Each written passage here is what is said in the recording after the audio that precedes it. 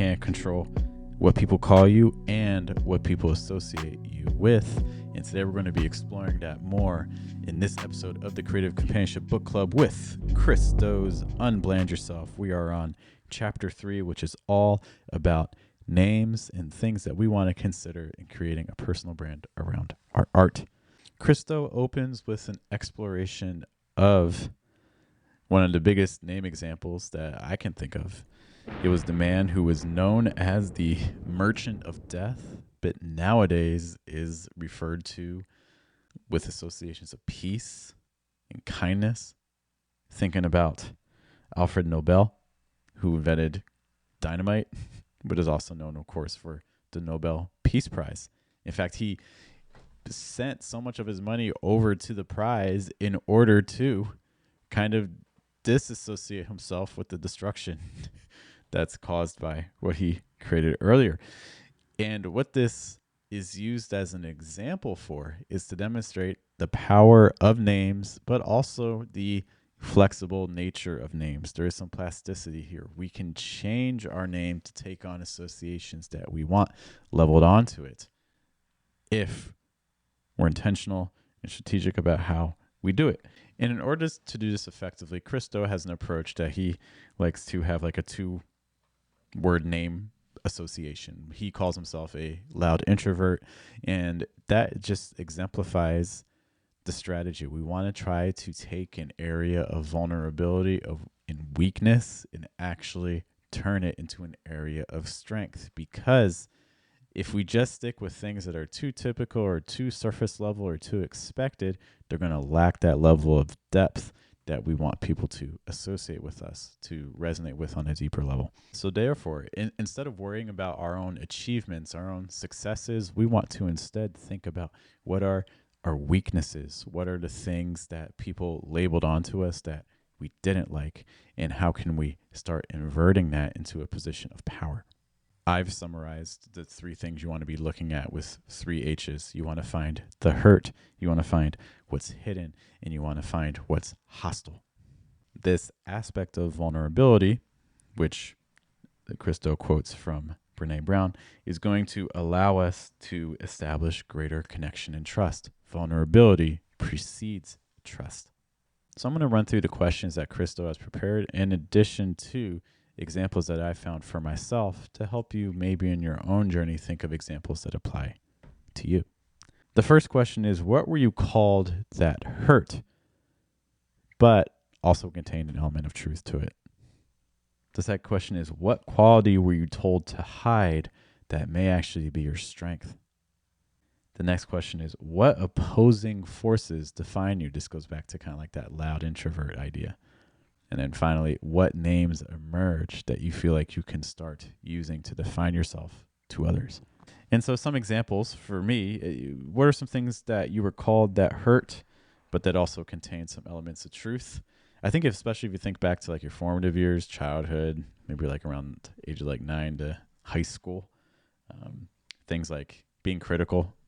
I'm a pretty critical person when I'm assessing things, judgmental, at times for those points of view, arrogant, at times insensitive or even controlling in terms of delivering information to people, shy, especially I have a twin brother who is very extroverted, and I think a lot of things that you see with twins is one tends to be more extroverted and one tends to be more introverted, and there's a kind of balancing that goes on because of that. And I was also called an old man and an old soul from a young age just because of the hobbies and interests that I had. Qualities that I tried to hide that may actually be strength. So again, some of that critical nature and arrogance could actually be something that perhaps we can use as a point of discernment. So what are the opposing forces? Well, some of the big ones that I came up for myself is the fact that giving feedback to people and trying to help people on their own journeys, in addition to helping myself on my own journey, like I think there is actually a level of empathy and warmth that comes with that. So I think that's something that can come into play.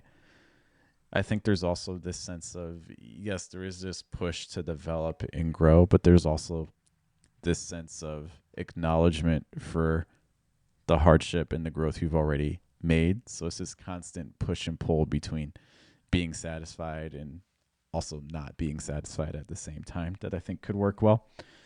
With the arrogance, the other side of that too is also being modest and not necessarily putting forth, my own accomplishments as often as I probably should.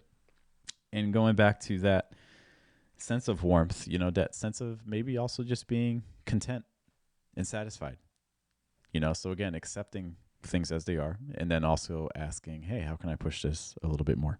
So some quick ideas I'm toying with right now that kind of play with the parallels are like a satisfied critic or a content critic. Content could also play with wordplay like content, though I think content, especially like in art world and poetry world, doesn't always have the most positive reputation, but maybe that would actually help.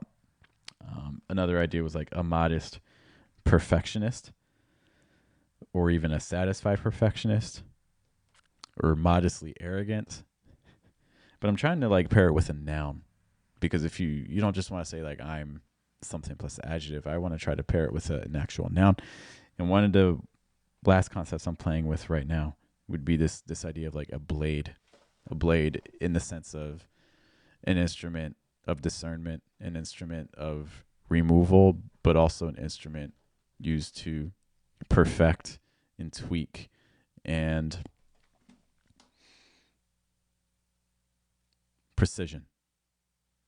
So trying to pair all those senses of blade with the warmth and empathy and the push to encourage people to become who they want to be and who they can become. So some adjectives I'm playing with that are like warm, tender, and light. So for instance, like a warm blade, a tender blade, or a light blade. If you're looking for more examples, some that Christo points out are a recovering graphic designer, which is another way that he refers to himself. He refers to Black Mamba from Kobe Bryant, referring to the precision and also the danger.